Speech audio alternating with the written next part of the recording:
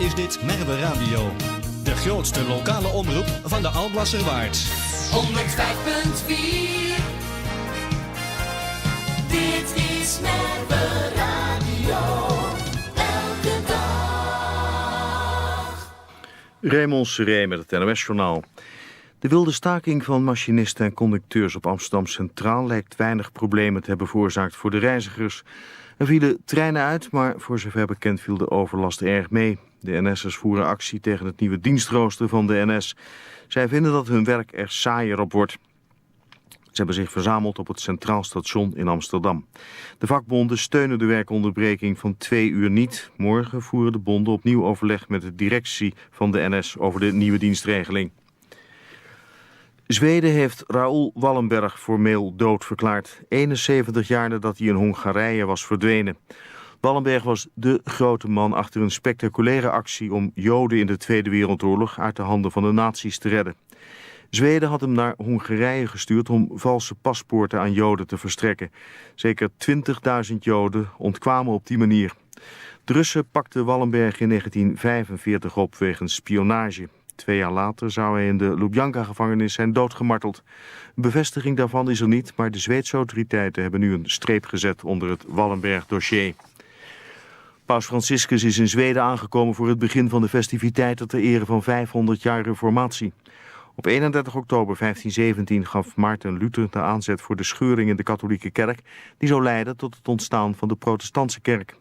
Franciscus wil tijdens het bezoek aan Lund, waar in 1947 de Lutherse Wereldfederatie werd opgericht, vooral de overeenkomsten tussen katholieken en protestanten benadrukken.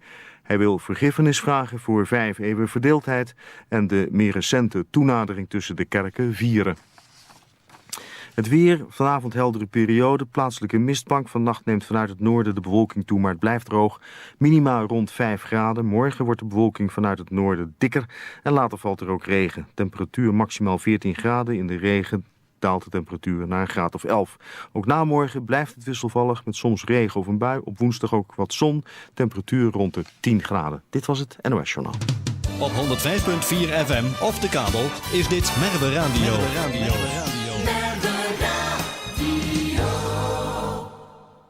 Hier zijn uw presentatoren Piet van Dijk en Theo van Houweling.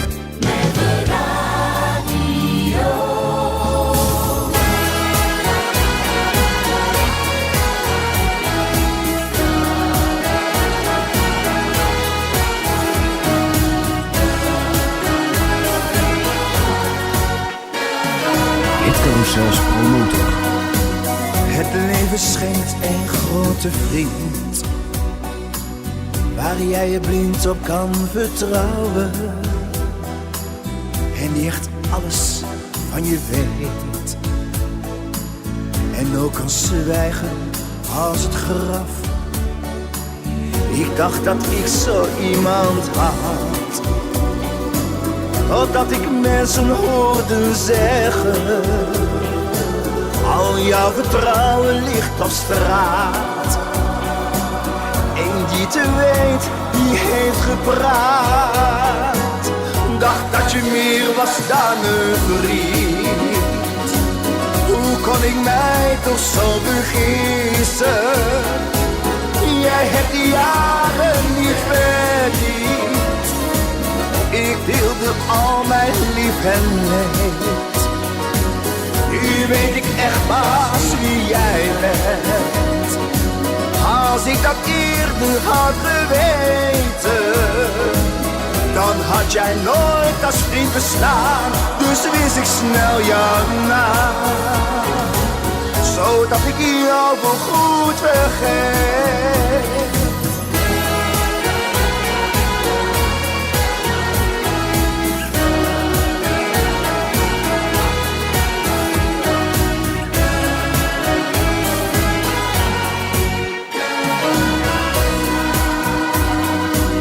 Geheimen die je van me weet, wou ik met niemand anders delen. Ik vond ook dat je zo raar deed. Je sprak steeds minder tegen mij. En hoe de wereld naar mij kijkt, dat kan me echt niet zoveel schelen. Het spel wat jij speelde met mij, dat raakt de diepste snaar in mij. Dacht dat je meer was dan een vriend. Hoe kon ik mij toch zo vergissen? Jij hebt die jaren niet verdiend. Ik deelde al mijn lief en leed. Nu weet ik echt pas wie jij bent. Als ik dat eerder had geweten, dan had jij nooit als vriend bestaan. Dus wist ik snel jouw naam, zodat ik jou voorgoed vergeet. Nu weet ik echt pas wie jij bent. Als ik dat eerder had geweten, dan had jij nooit als vriend bestaan.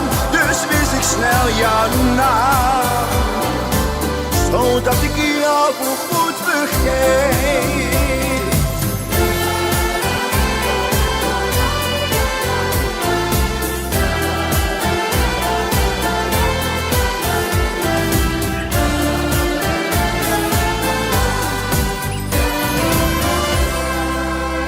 Dit is Hit Carousel. Hier zijn uw presentatoren Piet van Dijk en Theo van Houweling.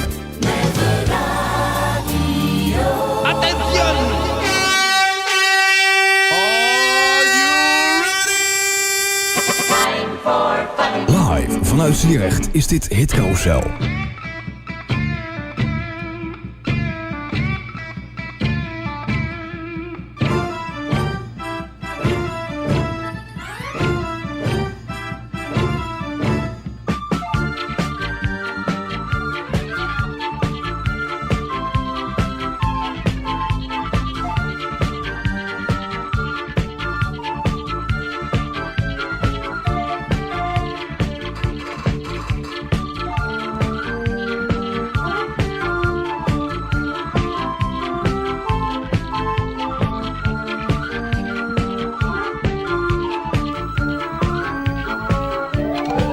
Zeggen, het is 6 minuten over 7, maar dan lieg ik gewoon. We hebben een te lange promotor uitgezocht deze week, dus we moeten zeggen 7 minuten over 7. Leuk dat je wel luistert. Het is weer tijd voor jouw hitcarousel hier op de lokale verslieding, Harnisveld en Wilderwijde omgeving. En Theo is vanavond ook weer gezellig van de partij. Hij zit achter het schakelpaneeltje van de tv, dus alle mensen die analoog meekijken, ook een hele goede avond. En natuurlijk ook de mensen via het internet een hele goede avond. En we zeggen ook een hele goede avond tegen zangeres Monique Pluimen.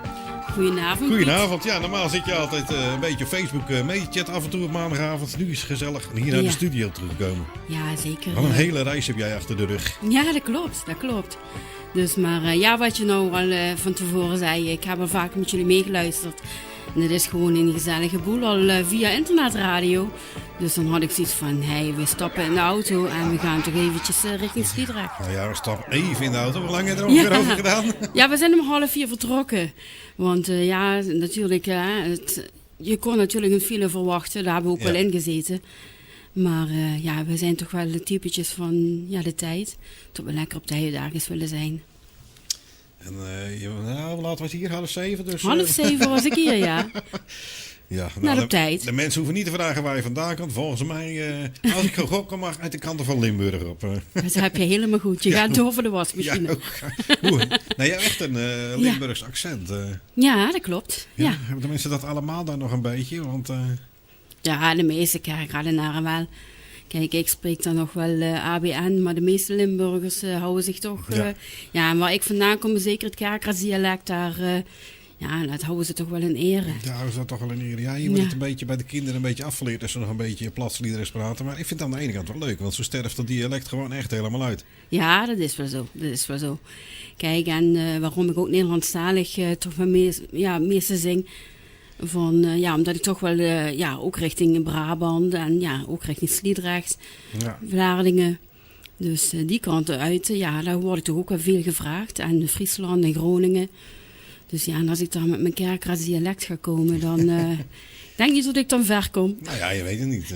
Ja, misschien kan ik er natuurlijk omtoveren, maar ik hou het bij het ABN. Ja, oké. Wat ik wel vaak meemaak tegenwoordig als je muziek opgestuurd krijgt in het dialect en dan ook eentje in het Nederlands. Dus misschien is dat een idee een keer. Ja, maar dat heb ik natuurlijk ook. Ja. Ik heb 1 nummer heb ik tweetalig opgenomen. Oké. Die gaan we zo meteen ook misschien nog wel even draaien. Maar ja, hoe ben je nou eigenlijk met het zingen in aanraking gekomen? Ja, het zingen dat is in principe toch als kleinkind. Al had ik zoiets van, ik wil toch met muziek verder gaan. Iedere keer als muziek draaide, daar werd ik gewoon blij van. En op een gegeven moment dan ben je dan op school, basisschool zoals iedereen. Ja, en dan ga je een koortje in en dan ga je dus zingen met iedereen. En ik vond het gewoon heel erg fijn om dat gewoon samen met iedereen muziek te kunnen maken. Ja, en dan ga je een stukje verder en op een gegeven moment dan kom je in showkoren terecht. En dan ga je ook wel naar een groter podium en dan denk je van, hé, dat is ook wel natuurlijk fijn. Want dan heb je niet alleen maar de zang, maar dan heb je dus ook nog toneelspel erbij. Heb je eigenlijk het totale plaatje. En, maar ja, ik had zoiets van, ik wil toch nog even verder gaan kijken. Toen kwam ik in aanraking met een grote big band. Dan had ik 17 mannen, waaronder mijn eigen man was de drummer. Had ik achter mij, dus ik was de enige vrouw. En wij traden dus eigenlijk op in bejaardenhuizen, verpleeghuizen. En als je dan al zag wat de muziek bij een ander kan doen. En dat was gewoon heel erg fijn om mee te maken. En ja, op een gegeven moment, dat gaf je zoveel voldoening als zangeres. En op een gegeven moment, ik had zoiets van, ja, muziek blijft bij mij. En ik kan ook gewoon niet meer zonder muziek, kan ik gewoon niet meer bedenken. Nee. En je had het over een big band. Moeten we dan denken aan een beetje jazzmuziek die kant op? Nee, meer Oberkreiner. Ja. Hoe? Ober? Welke ober? Dat leg ik jou nog wel eens even uit wat dat is. Dus, maar het is meer het Oostenrijkse. Oké. Ja, dat was dus op dat moment, was het dus zeg maar het hoofdmotum wat dus die band speelde. Ja, toen kwam ik erbij en ik had ook wel andere ideeën, dus met meer slagermuziek en wat ballades. Ja, en gezamenlijk hebben we daar ook wel hele leuke repertoire van kunnen samenstellen. En het was gewoon een groot feestje. Ja. Dan heb ik hier een cd'tje voor me liggen. Wat is nou een nummer waarvan je zegt, nou die moet je echt wel als eerste draaien? Ja, wat ik gewoon een heel mooi nummer vind. En nou komen de koude tijden, komen we weer naar ons toe. Dat is toch een nummer wat ik pas heb uitgebracht. En dat is een nummer van Marva. Dat is een Belgische zangeres. En ik vond het gewoon heel erg fijn om... Kijk, ik zing covers, maar ik vind het gewoon heel erg fijn om een cover naar mijn eigen hand te kunnen zetten. Ja, en ik vond het heel erg fijn, op een gegeven moment werd dit nummer gedraaid.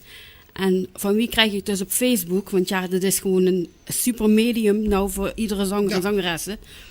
Krijg ik dus van Marva een berichtje. En ja, dat is gewoon zo'n mooie waardering wat je kunt krijgen. Dus dat zij het gewoon heel erg fijn vond. Want dat nummer is in 1975, toen ik geboren ben, is dat uitgebracht. Oké. En dus nu heb ik dat weer in een mooi nieuw jasje gestoken. En welk nummer is het? Dat is Rode Rozen, nummer 12. Nummer 12. Dan gaan we die even draaien, want we moeten zo meteen ook nog eventjes proberen contact te leggen met zanger Argo. Prima.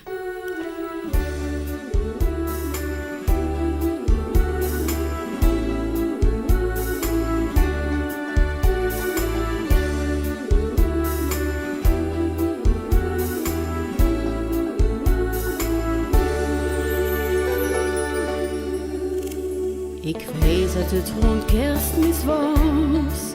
De lucht was grauw, het sneeuwde zacht.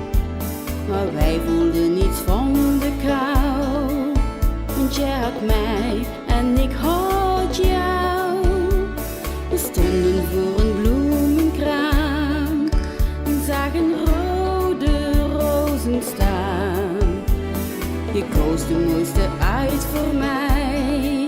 En ik hoor altijd hoe je zei: rode rozen in de sneeuw, rozenrood als vuur.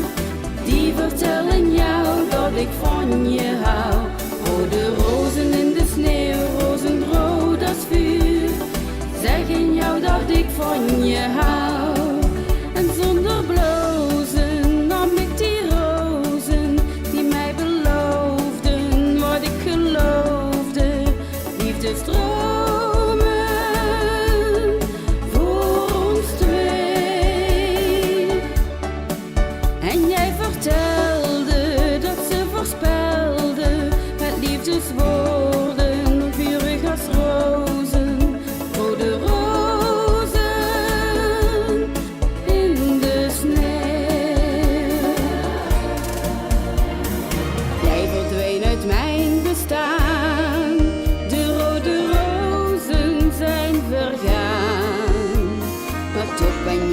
dag en nacht niet weg te denken uit mijn hart. Ik vraag aan de bomen in het woud of jij nog altijd van me houdt. Maar ieder takje schudt van nee, dit jaar geen rozen in de sneeuw. Rode rozen in de sneeuw, rozenrood als vuur, die vertellen jou dat ik van je hou. Rode rozen in de sneeuw, rozenrood als vuur, zeggen jou dat ik van je hou. Rode rozen in de sneeuw, rozenrood als vuur, die vertellen jou dat ik van je hou. Rode rozen in de sneeuw, rozenrood als vuur, zeggen jou dat ik van je hou. En jij vertelde dat ze voorspelde met liefdeswoorden, vurig als rozen. Rode rozen in de sneeuw. Rode rozen in de sneeuw, rozenrood als vuur, die vertellen jou dat ik van je hou. Rode rozen in de sneeuw, rozenrood als vuur, zeggen jou dat ik van je hou. Zeggen jou dat ik van je hou. Ja, Monique Pluimen in nummer Rode Rozen. Straks gaan we nog veel meer van haar horen, maar we hebben nog eventjes een interview tussendoor. Als het goed is, Theo, klopt het? We hebben Argo aan de telefoon. Zanger Argo, goedenavond. Hoi, hallo. Zanger Argo, ja, we kennen jou eigenlijk alleen maar een beetje als clown, Argo, klopt dat? Ja, dat is ook wel, maar dat is een beetje in de verleden tijd aan het gaan, zo, hè? Dus dat gebeurt maar zelden niet meer. Oké. En als ik jou zo hoor, dan heb jij volgens mij een klein beetje een Belgisch accent. Ja, dat is ook zo. Als ik nu een minuut of 5 aan het praten ben, dan slaagt dat wel over naar een Nederlands accent. Dus ik... nee, maar ik doe dat maar niet, want ik vind het reuze gezellig. Want we hebben ook een zangeres hier uit Limburg vandaan. En die spreekt weer een beetje Limburgs en dan een beetje het Vlaams. Dat combineert prachtig bij elkaar, dus... Ja, oké, is fijn. Maar ben je officieel... woon je in België of ben je daar geboren? Ja, ik woon in België in de buurt van het pretpark Bobbejaanland. Oké, die kant erop. Wonen we.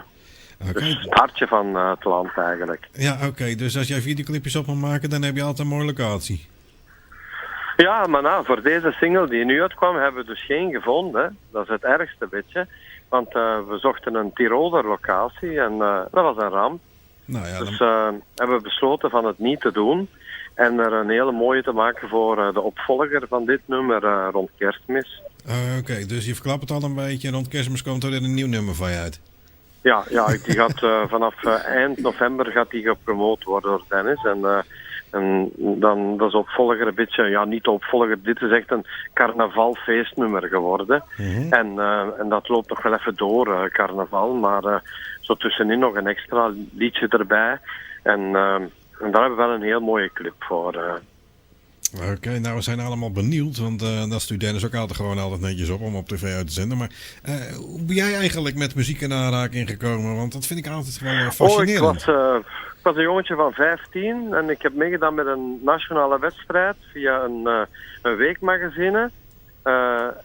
Ik heb die gewonnen. En toen ben ik gaan zingen bij Helmut Lotti. En van Helmut Lotti naar Wiltura. En alle grote artiesten in Vlaanderen heb ik wel gehad. Ik heb ook de beginperiode gedaan voor de Vlaamse concerten van Frans Bauer. Dus ik heb een beetje van alles gedaan eigenlijk. Zo, dus dat is een hele waslijst eigenlijk om te zeggen. Ja, mensen weten dat soms niet, maar ik heb heel veel dingen die ik doe en die ik graag doe. Ik heb 15 jaar een theatershow gehad in het Brabantse Nederland, in Breda, Eindhoven, Venlo, Tilburg. En dat deed ik met een leuke band.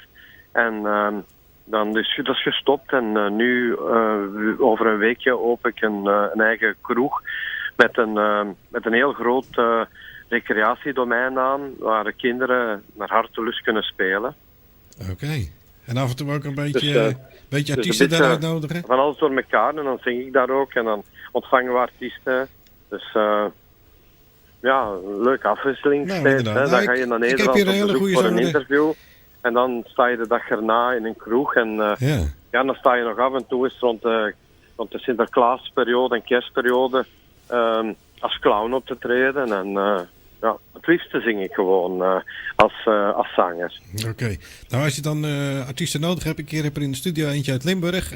Monique Pluijma is een hele goede zangeres. Dus schrijf die maar vast op je verzoeklijstje om op te komen treden. Je hebt een mooie dier met haar gekregen, denk ik. Nou ja, dat ligt eraan hoeveel keer jij ze uitnodigt. Ja, de avond is er niet voorbij, ja. Ah ja, oké. Ja, ze zei net tegen mij 10% van wat jij biedt natuurlijk. Dus dan hoop ik niet Ja, dat maar jij... ik geef wel meer zo, hè. Ja, oké, maar ik krijg dan 10%, hè. Dus als jij 5 euro Oké. Als jij dan 5 euro geeft, dan heb ik mijn bakje koffie van 5% weer gratis vanavond. Ja. Ik neem je wel een Limburgse vla mee dan. Oké. Oké? Ja, lekker. Daar moet je voor gaan. Limburgse vla, daar gaat niks boven. Ja, hey, prima. Ja, Ik heb, is ook lekker. Aro, ik heb ook begrepen dat je met een album bezig bent. Ja, die komt uit in februari. Het is een heel mooi, bijzonder, ontzettend leuk album geworden. Met heel veel dingen die zelf me nauw aan het hart liggen. Het eerste liedje dat ik ooit gezongen heb met Helmut Lotti. Het eerste nummer dat ik zelf geschreven heb. En die zijn verwerkt in allemaal nieuwe versies.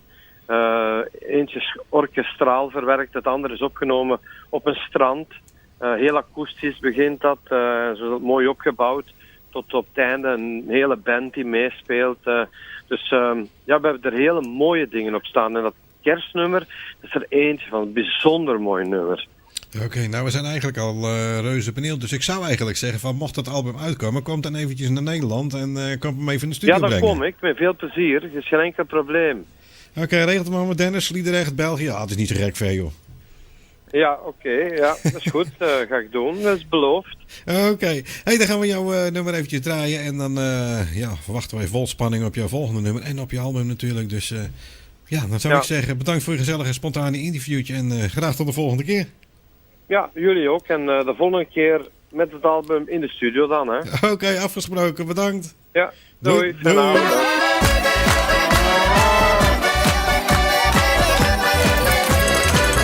Ik ben de mooiste, de allermooiste. Ja, alle vrouwen zijn stapelgek op mij. Ik ben de knapste, de allerknapste. Want elke vrouw staat voor Argo in de rij. Elke vrouw die ik ken, die staat al klaar voor een blonde jongen met stekelhaar. Mooie ogen en een grote bek en toch geen dikke nek. Waar ik kom, daar steel ik steeds de show. Van Nederland tot Tokio. Ik sta bekend als konijn. Oh ja, dat zal wel zijn.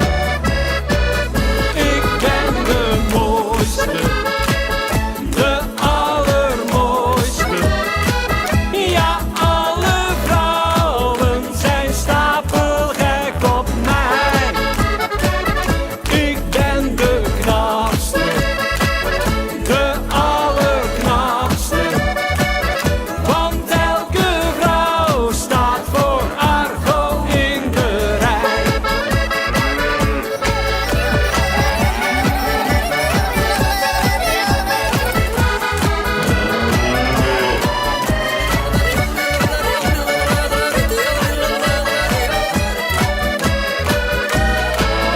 Als zanger steel ik steeds de show met la la la ho ho. Of al look ben ik meer dan oké. Ja, mijn snoetje heb ik mee. Met een B of een C-cup is het goed. Dat brengt me steeds weer in de moed. Van je 1, van je 2 en hupsakee. Alsjeblieft weer ik tevreden. Ik ben de mooiste,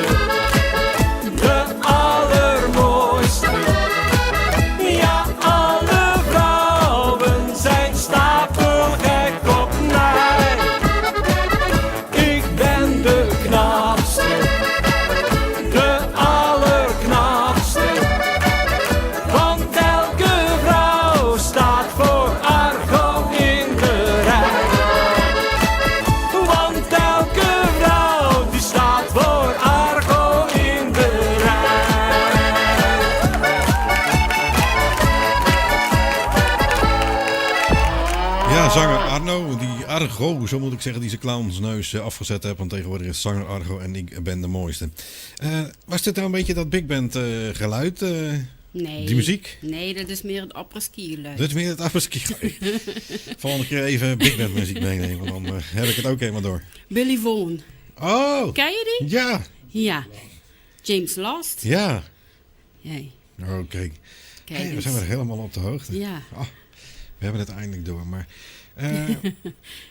hoe is het eigenlijk met jou? Want je zingt het Engels, je zingt het Nederlands, je zingt het Limburgs. Ga je ook nog een keer Duits zingen dan? Ja, ik zing ook Duits. Je zingt ook Duits? Dus kijk, ook met optredens. Ik heb ook heel vaak zeg maar leuke avonden met senioren. En zeker bij ons in het Limburgse Kerkrade. Want Kerkrade is gewoon een klankstad. Wordt toch het Duitsstalige, wordt toch ook wel heel veel gevraagd, het slager gebeuren. Dus maar nogmaals, ik ben niet alleen een artiest die slagermuziek zingt. Ik vind het in principe toch wel heel erg fijn om toch wel iedere keer weer een nieuwe uitdaging te zoeken. Een nieuw genre. Om te kijken van, ja kijk, als de tekst en de muziek, als dat bij mij klopt en ik heb een klik ermee. Ja, dan ga ik gewoon vol los op het podium. Ja. Ja. En heb jij nou iemand gehad waarvan je zegt van, nou dat was toch echt wel mijn hele grote voorbeeld? Ja, een heel groot voorbeeld. In principe heb ik geen eigen groot voorbeeld. Ik heb gewoon respect voor iedere artiest die optreedt. Want het is toch wel heel erg fijn om ieders muziek te kunnen brengen, dus naar het publiek toe. En iedereen heeft toch zijn eigen kijk op de muziek. En zoals nou met het nieuwe nummer op een gegeven moment, ja. Ik heb ook heel vaak dus dat ik de nummers van Dana Winner bijvoorbeeld. Ja. Dus ja, die vond ik dan had ik wel zoiets van, dat lag mij ook, dat genre.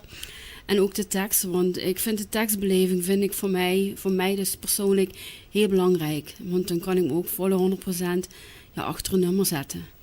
Dus als je met mij een nummer gaat maken en met een tekst van holik idee en hupsakee en waar ik niet zo'n klik mee heb, nee, dan liever niet. Nee. Dus maar respect voor anderen, zo ook met apres-ski, nou met de oktoberfeesten wat geweest zijn. Ik vind het gewoon geweldig om dat te bekijken en te beluisteren en gewoon het plezier mee te maken, dus met de artiesten. Ja. Ik heb dan ook één nummer, ik lig nog steeds te dromen, heb ik uitgebracht in 2 variaties ook. Ook een apres-ski nummer en ook een Caribbean sound, dus een beetje zomersfeertje. En ik moet zeggen, dat beviel ook heel erg goed. En het werd ook heel erg goed werd het beoordeeld door iedereen. Maar geef mij toch maar het levenslied. Toch wel? Ja, daar ligt mij toch wel het meeste, ja. Oké, maar je begon er zelf al over. Ik nog steeds de droom een apres-ski versie. Ja. We gaan hem toch even stiekem draaien. Draai maar hoor.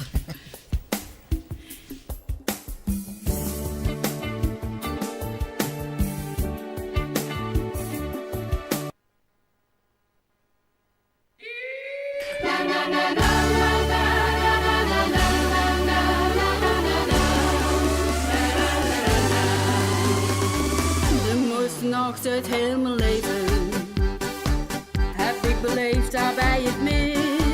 Ik was zo vrij en ver van huis. Ik zou alweer alles vergeven. Het was alsof je op me wachtte. De zon en maan schenen gelijk. Ik weet nog goed wat jij me zei. Je nam mijn hand en liet me zweven. Ik lig nog steeds van jou te dromen, van wat ik daar toen heb beleefd. Je vroeg zo lief aan mij, ben jij misschien nog vrij? Je hebt mijn hart daar meegenomen. Ik lig nog steeds van jou te dromen, ook al ben jij voorgoed bij mij. Ik hoor dat liedje weer, het brengt mij in de sfeer. Mijn droom die is daaruit gekomen. Ik denk vaak terug aan die vakantie. Diezelfde plek daar bij het meer. Was nu zo leeg, daar in de zon. Ik hoor nog steeds ons liefdesliedje. Ik ben toen weer naar huis gevlogen, want ik zou jou toch nooit meer zien. Maar toen ineens stond jij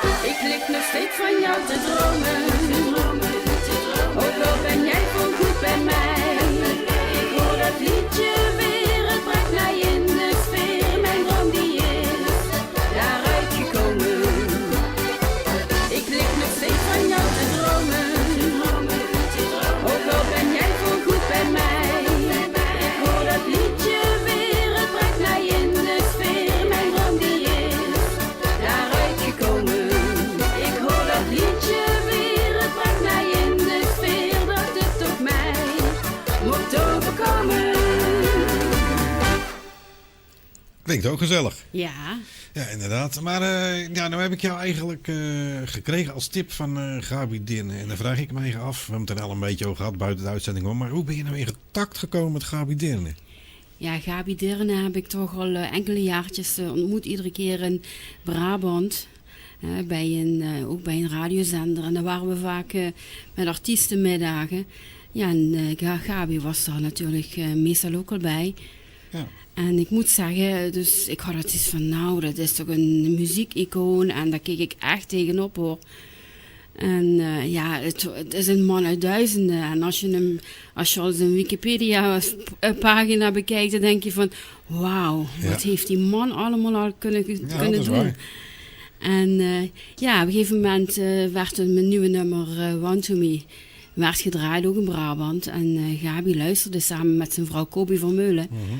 Dus naar die uitzending. En op een gegeven moment was hij van, hey, wie zingt dat nummer? Is dat een Amerikaanse zangeres? Ja, dat is natuurlijk hilarisch. Dus ik had echt zoiets van, wauw, word je hiermee vergeleken? En op een gegeven moment kwamen ze dan toch erachter door de discjockey van, ja, toen ik dat had gezongen. Ja. En toen heeft Gabi contact met me opgezocht van, hey Monique, omdat ik normaal Nederlandstalig natuurlijk uitbreng, van wat je nu hebt uitgebracht met dat genre, ja, daar moeten we iets mee. We gaan samen kijken wat we verder kunnen ontwikkelen. Ja. En ik ben ook een artiest, ik sta daar ontzettend voor open, want ja, ik heb zoiets van, ik ben al 9 jaar professioneel bezig op de bühne, maar ik vind toch, je moet kunnen samenwerken met personen die al zo'n grote muziekachtergrond hebben. En ik vind het gewoon heel erg fijn om samen met hun van gedachten te kunnen wisselen. Ja. Ja, en het zijn gewoon 2 schattige van mensen. Ja, inderdaad. Hij is hier ook al een paar keer in de studio geweest. Ja, maar dan, maar als Gabi begint te praten, dan kun je blijven zitten, want die man die kan zo mooie verhalen vertellen, maar het zijn ook dus echt daadwerkelijke, gebeurtenissen wat hij heeft meegemaakt. Ja. En dat is zoiets moois. En ja, als ik dan ben uitgekozen om met die mensen, met Gabi, met Kobi, dat verder te kunnen ontwikkelen. Ja, dat is zo'n mooie waardering. Nou, heb ik begrepen dat hij ziek is, maar laten we hopen dat hij weer op mag knappen. Heb je dan ook eens aan gedacht om een nummer voor jou te laten schrijven? Ja, daar ben ik inderdaad over na aan denken. En luister, ik ben een persoon, ik laat het op me afkomen en ik ga niks pushen. Maar dit wil ik absoluut wel voor mijn rekening gaan laten nemen, ja. Ja, hij kan hele mooie nummers schrijven. Ja, hij heeft hele mooie nummers. Dat is en op welk muziekgebied dat ook is, maakt allemaal niet uit. Nee, maakt niet uit. Nee. Hij heeft toen vorig jaar tussen kerst en oud en nieuw is hij hier een uurtje in de studio geweest. Hij kwam met een grote stapel cd's met alles een beetje wat er in zijn soort van muziek gemaakt was. Van zichzelf, van artiesten waar hij voor geschreven heeft. Nou, we hebben echt heel lang wat muziek van hem kunnen draaien. Wat ik kan zeggen is, Gabi weet van ieder muziekstuk, weet hij iets levendigs te maken. Ja. En dat is zoiets moois. En heel uniek dat je dat kunt. Ja. Inderdaad. Als je nou nog eens een toekomstdroom zou hebben, waar droom jij dan van? Ja, waar ik van droom is toch, sowieso, want dit nummer wat ik nu heb uitgebracht, het was in principe de bedoeling om een verzamelalbum te maken met weer hele nieuwe nummers. Dus maar de vraag was zo groot van radiostations en van mijn fans van Monique, luister, we willen toch een fysieke single in handen hebben. En, maar ik weet wel heel zeker dus dat ik samen met Gabi en met Kobi, eerst Gabi heb ik ook gezegd, jij moet eerst aan je gezondheid gaan denken, want gezondheid vind ik het belangrijkste wat er is. Want ik werk zelf ook in een verpleeghuis, dus ik weet wat het is om afhankelijk te kunnen zijn van iemand anders. En wie weet wat er allemaal gaat gebeuren, maar in ieder geval, ik heb nog zoveel plannen en ik blijf gewoon doorgaan met muziek maken. En het belangrijkste wat ik vind is, plezier maken. Ja, toch wel. Ja, en dan hebben we het natuurlijk over het nummer Run to Me. Hij is al een paar keer gedraaid, maar we draaien gewoon nog een keertje. Omdat je heel die reis hierheen gemaakt hebt. Ja, One to Me.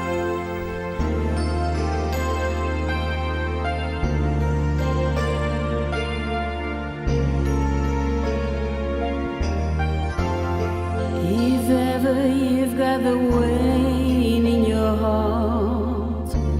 Someone has hurt you, torn you apart. Am I unwise to open up your eyes? Love me, let it be like they said it would be. Me loving you, boy, you loving me. Am I unwise to open up your eyes? Love me, one to me. Whenever you're lonely, one to me. If you need a shoulder now and then, you need someone older. So darling, you want to me. And when you're out in the cold, someone has hurt you and no one to hold. Am I unwise to open up your eyes? To love me when there's nothing to lose, nothing to pay for, nothing to choose. Am I unwise to open up your eyes? One to me whenever you're lonely. One to me if you need a shoulder now and then. You need someone older. So darling, you want to me.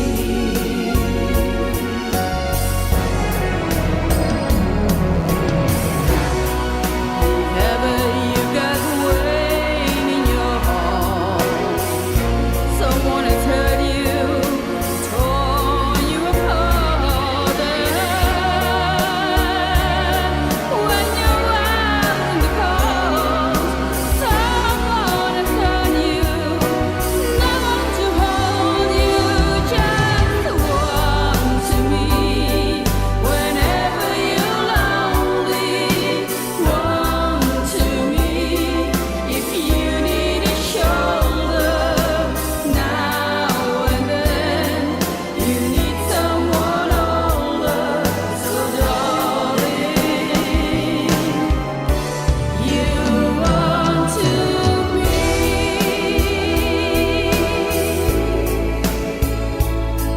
So darling,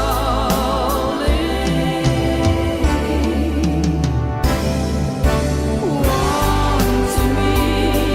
Whenever you're lonely, one to me. If you need a shoulder now and then, you need someone older. So darling, you want to me.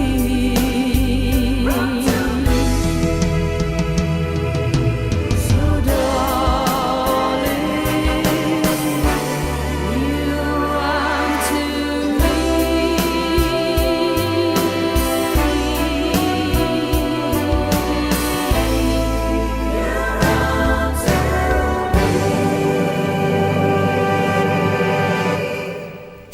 Run to Me, hoe lang is hij nou eigenlijk uit? Officieel dan? Officieel is hij van 22 augustus uit. Oké, Ja. dat is al heel erg lang eigenlijk. Dan loopt Ja. er weer een eind achter. Hè? Maar het, ja, oké, maar ik moet zeggen, sinds die tijd, ik heb zoveel leuke interviews al gehad en nou weer gezellig bij jullie. Het blijft gewoon, Ja. het blijft de aandacht vragen. Maar als ik jouw stem zo eens hoort, en dat hebben we misschien wel eens meer tegen jou gezegd, een beetje de country kant op. Ja, ja. Als zo je stem hoort, dan denk ik dat dat een hele goede combinatie is ook. Ja, ik heb voordat ik mijn solo carrière dus verder uitbreidde, heb ik dus ook samen met een zanger een duo gevormd. En wij zaten ook meer in de country scene. En hadden ook een eigen orkest erbij. Dus, en we traden dus ook best veel op. We hebben ook in Os mee mogen doen. En dat was de uitreiking van de Country Awards. Oké. En die heeft Dick van Altena toen gewonnen. Mhm. En daar mochten wij optreden. En ja, daar kwam dus ook heel veel country naar voren, inderdaad. Dus jij hebt het heel goed gehoord. Ja. Nou ja. Ja, dat daarom, ik zeg nogmaals, een genre dat moet mij liggen Ja. gewoon. En ja, wie weet komt er weer eens een country nummer tussendoor. Oké. En als je nou wat voor de bühne staat of net of bij een optreden wordt gevraagd, treed je dan op onder de naam zangeres Monique of onder Monique Pluimen? Nee, zangeres Monique. Zangeres Monique. Ja. Daar blijf je toch wel bij. Ja, daar blijf ik ook bij. Ja, oké, want ja, ik kan me zo voorstellen dat het ook een beetje internationaal gaat worden binnen niet al te lange tijd. Ja, want zoals One to Me, het is ongelooflijk. Hij wordt in Melbourne gedraaid. Frankrijk, Duitsland, Engeland, ja, Indonesië. Dus het is ongelooflijk en het is zo mooi om dit allemaal mee te mogen maken. Ja, want ja, iedereen, we hebben zoveel goede zangers en zangeressen hebben we in ons land. En het is gewoon heel erg mooi om je daar je staande te kunnen houden, maar ook je eigen muziek, maar ook je eigen ik te laten kunnen horen. Ja. Dat wordt wel steeds moeilijker natuurlijk. Ja. Dus maar daar probeer ik nog wel iedere keer aan te werken. En nogmaals met goede steun ook van mijn man.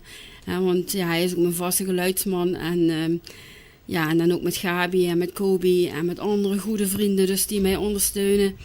Heb ik zoiets van, samen maken wij daar een mooi product van. Oké, maar heb je niet een beetje te hopen, net als Run to Me, hij doet het ontzettend goed, zowel Nederland als buitenland. Ja. Dat er niet eens een keer die gevraagd had aan Melbourne bijvoorbeeld, goh, kom eens even hier optreden. Nog niet, maar zeg nooit hè. Nee. Dus ja, wie weet. Dus en ik heb zoiets van muziek verlegt grenzen, dus ja. We zien wel allemaal waar het loopt en op dit moment is het gewoon genieten van alles wat op me afkomt. Ja. En gewoon dankbaar zijn dat je mag kunnen zingen. Oké, maar gaat dat voor jouw idee nou niet in een stroomversnelling ineens? Nee, dat had ik wel inderdaad gedacht. Ik denk, oh jee, wat gaan we dan nu krijgen? Hè? Zoiets van, ja, dan ga je een nummer uitbrengen. Op een gegeven moment dan krijg je van alle kanten, van alle werelddelen, krijg je dus contacten. En... maar ik blijf nog altijd bij mezelf. Ja. En ik vind dat toch wel voor mij persoonlijk een gegeven iets van dat ik ook wel wil blijven doen. Hè? Dus ik ga niet naast mijn schoenen lopen. Ik blijf gewoon Monique zoals ik het altijd ben geweest. En ja, wie weet wat allemaal op mijn pad gaat komen. Ja. Maar nogmaals, ik doe het niet alleen. Ik heb er toch een team achter. En gewoon stap voor stap alles gaan bekijken. En ja, wie weet. Ja. Je weet het allemaal maar nooit. Nee. En dan je tweede achternaam. Ik ben nou nog steeds zo benieuwd hoe je dat uitspreekt. Dupuy. Dupuy. Ja. Oh jee, Frans adel? Ja, ze zeggen het, maar ik heb er nog niemand van ontmoet. Nee, toch niet? Nee. Maar heb je ook wel eens een beetje met grote namen, echt, ik noem het altijd maar een beetje de echte verre doorgebroken artiesten opgetreden? Niet opgetreden, maar wel contacten gelegd. Okay. Dus ik heb best wel veel contact met Frans Bauer. Oké, dat is leuk. Ja, dus, want het is gewoon heel erg hilarisch. Bij ieder concert waar hij dus in Limburg is, dan ga ik dus er naartoe. Hij weet dat van tevoren, dus, want dat laat ik hem weten, dat wil hij ook. En na afloop overhandig ik hem mijn nieuwe single. Oké. Ja. En dat is gewoon geweldig om te doen. En dan gaan we ook hij neemt zich dan ook de tijd ervoor. Hè? En dan gaat hij me dus vragen stellen daarover. En het is gewoon heel erg fijn om dat samen te kunnen bespreken. Ja. En misschien ooit wel eens gedroomd om een duet met hem te gaan zingen? Een soort nieuwe Marianne Weber? Een droom, absoluut. Ja, dus een dromen blijf ik zeker doen. Ja. Hè? Ja, en dan... Bonnie Sinclair, die ken je natuurlijk ook wel. Hè? Ja. Ik heb 2 jaar geleden of 3 jaar geleden heeft Erik Diekep. Ja. Ja. Die heeft een nummer van mij gemaakt. De Waren Daar Ben Jij. Staat ook erop. Oké, ga ik wel zoeken. Die heeft hij voor mij gemaakt. Samen met Arjan Veneman hebben ze dat gearrangeerd. En ik ben dus ook die kant op gegaan, dus de studio in. Daar hebben we ook een hele leuke videoclip voor gemaakt. Dus die staat op YouTube, kan iedereen bekijken.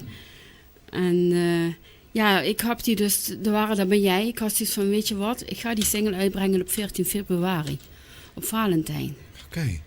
En ik had zoiets van, die single die kan niet alleen maar op 14 februari gaat die draaien. Die gaat vaker draaien. En ik had zoiets van, waarom moet je nou iemand op 14 februari vertellen, ik hou van jou? Ja, dat wordt eigenlijk elke dag. Dat wordt er eigenlijk iedere dag. Dus en dat had ik zoiets van, dan wil ik dus zo'n single gaan maken. En dan op 14 februari met een knipoog zo van, dames en heren, die kunnen jullie voor 14 februari. En na 14 februari kunnen jullie draaien. Oké. En daar heb ik hem dus uitgebracht op 14 februari. En hij werd mij uitgereikt door Bonnie Sinclair. Oh, leuk. Ja. En Bonnie Sinclair is ook zo'n lekker spontane dame. En die heeft het hart op een goede plaats zitten. En op die avond hadden ze iets van, weet je wat, Monique? Zegt ze, wij gaan samen die duet brengen. En dat hebben we ook gedaan. Morgen is alles anders. Oké. En dat was gewoon, een droom. Dat geloof ik. Ja. Maar goed, dan gaan we maar eens even draaien. Prima. Liefde ware doks ben jij, door jou adem ik weer vrij. Mijn leven heeft nu weer een doel. Jij geeft mij zo'n intens gevoel. Nooit verwacht mijn ware te vinden. Ik wil je altijd blijven beminnen. Alleen jou wil ik aan mijn zij. Ik ben zo gelukkig en weer blij. Zo intens verliefd op jou. En lief, jij bent waar ik van hou. Ik wil je nooit meer missen en mijn leven samen met jou. Dat is mijn streven. Liefde ware doks ben jij. Door jou adem ik weer vrij. Mijn leven heeft nu weer een doel. Jij geeft mij zo'n intens gevoel. Nooit verwacht mijn ware te vinden. Ik wil je altijd blijven beminnen. Samen smelten met jouw ziel is mijn wens. Echt schat, mijn liefde voor jou kent geen grens. Onvoorwaardelijk heb ik jou lief. Ben ik de ware, zeg ja alsjeblieft. Neem me nooit, zal ik jou laten gaan. Jij bent heel mijn bestaan. Liefde ware doks ben jij. Door jou adem ik weer vrij. Mijn leven heeft nu weer een doel. Jij geeft mij zo'n intens gevoel. Nooit verwacht mijn ware te vinden. Ik wil je altijd blijven beminnen. Liefde ware doks ben jij. Door jou adem ik weer vrij. Mijn leven heeft nu weer een doel. Jij geeft mij zo'n intens gevoel. Nooit verwacht mijn ware te vinden. Ik wil je altijd blijven beminnen.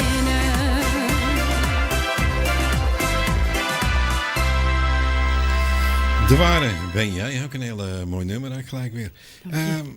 Je zei het eigenlijk op een geschikt moment, want we hebben nog maar een kleine 6 minuten te gaan. De Koos Alberts Awards. Kun je een beetje uitleggen wat dat is? De Koos Alberts Award. Koos en zijn vrouw die zoeken dus op dit moment naar nieuw Nederlands talent. En in iedere provincie hebben ze dus een auditieronde hebben ze gemaakt. En op een gegeven moment kon je je inschrijven. Dan moest je een YouTube-filmpje sturen. Ja, dan moet je afwachten van ben ik erbij, ja of nee. Ja, inderdaad. En ik vond het heel erg fijn en een eer dus dat ik in principe de halve finale mocht staan met de laatste 20.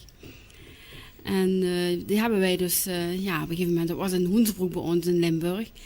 Ja, hadden we dus auditie en dan mocht je 2 nummers brengen, dus voor jury, waar dus Koos en zijn vrouw ook in zaten. En ik moet je zeggen, ik heb ontzettend genoten van begin tot het einde. Ja, Pierre van Dam was dus de presentator, ook een super gozer.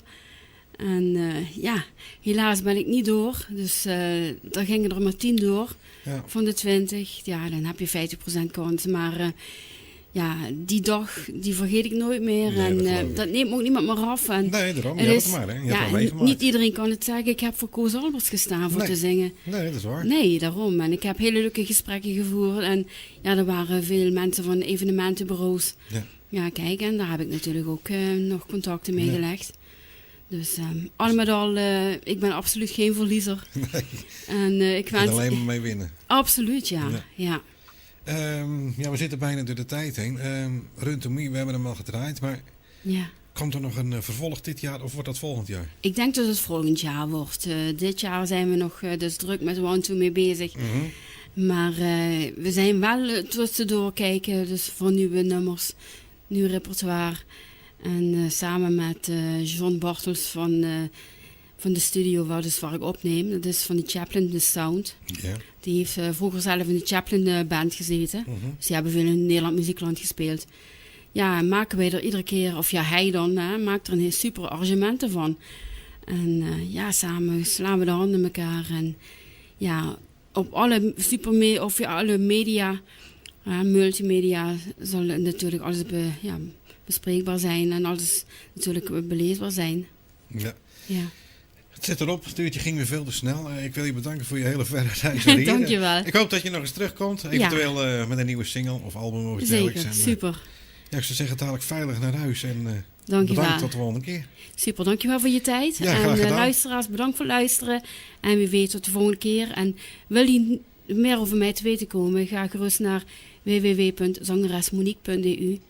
En je kunt dan natuurlijk zich inschrijven voor de nieuwsbrief. Ja. Of mij een mailtje sturen en ik antwoord altijd terug. Oké. Dan hadden we het over dialect. Ik heb hier nummer 14 gewonnen. Wonderschoene dag. Is dat echt dialectnummer? Dat is een dialectnummer, ja. Dus dat lijkt me wel leuk om daarmee af te sluiten. Wonderschone dag.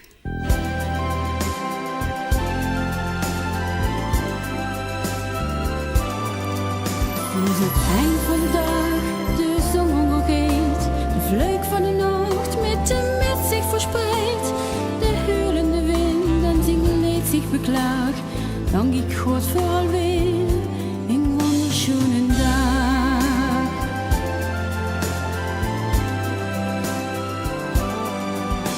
Met venster keek ik naar het spel van mijn kind, het lot en het toeval voor mij gunstig gezind.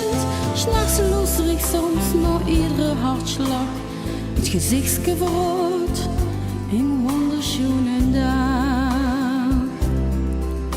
Geeft hachtig koester met regen of zon, dacht ik wel dat ik vergeten kost. Dag zo gekleurd wie de bladende herfst, bij zich kost, die goed zo als ik een sterf.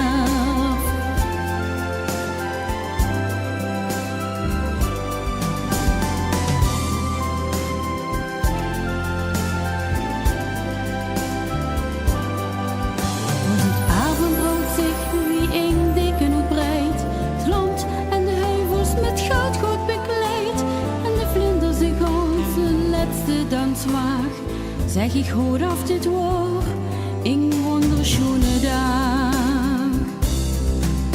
Geef dacht ik koester met regen of zon, dacht ik wel dat ik vergeten kost. Dag zo gekleurd wie de bladende herfst, en zich kost, die goed zo als ik een ster.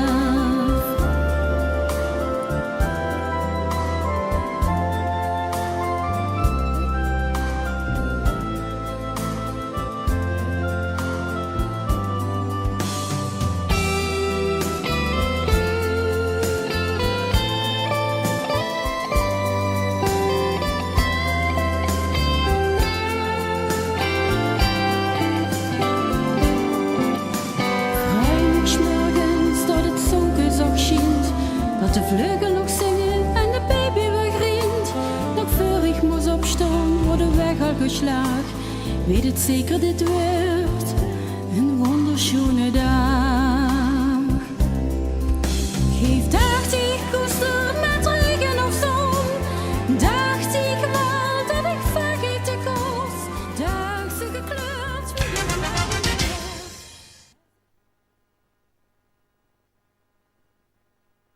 De hoop helpt mensen op weg naar een nieuw...